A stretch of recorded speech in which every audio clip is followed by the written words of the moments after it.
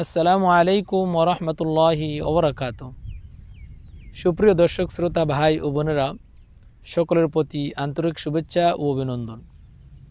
আজকে আপনাদের সাথে শেয়ার করতে চাই, ঘর থেকে বের হওয়ার সময় কোন দোয়া পড়তে হয়। ঘর থেকে বের হওয়ার সময় কোন দোয়া পড়তে হয় তা আজকে আপনাদের সাথে শেয়ার করব। ঘর থেকে বের হওয়ার সময় এই দোয়া পড়বে, বিসমিল্লাহি তাওয়াক্কালতু আলাল্লাহ লা হাওলা ওয়ালা কুওয়াতা ইল্লা বিল্লাহ। পাশাপাশি যারা পারেন এটাও পড়বেন, আল্লাহুম্মা ইন্নী আউযু বিকা আন আযিল্লা আও উযাল আও আযিল্লা আও উযাল আও আযলিমা আও উযলাম আও আজহালা আও ইউজহালা আলাইয়া। ঘর থেকে বের হওয়ার সময় এই দোয়াটুকু পড়বেন, বিসমিল্লাহি তাওয়াক্কালতু আলাল্লাহ ওয়ালা হাওলা ওয়ালা কুওয়াতা ইল্লা বিল্লাহ।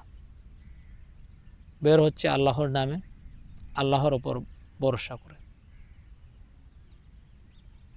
আর আল্লাহ তাআলা ছাড়া কারো কোনো শক্তি নেই কোনো ক্ষতি করার, কোনো কিছু করার শক্তি নেই। তখন ফেরেশতারা বলতে থাকেন, হুদিত ও কুফিত ও ওকিত, তুমি হেদায়েতের ওপর থাকবে এবং যাবতীয় অনিষ্ট থেকে তুমি নিরাপদ থাকবে, তুমি সুরক্ষিত থাকবে।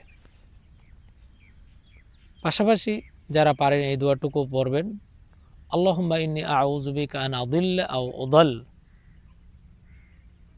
আও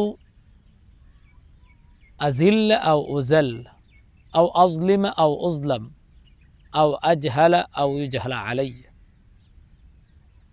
হে আল্লাহ, আপনার কাছে আশ্রয় প্রার্থনা করি নিজে পথভ্রষ্ট হওয়া থেকে এবং কাউকে পথভ্রষ্ট করা থেকে,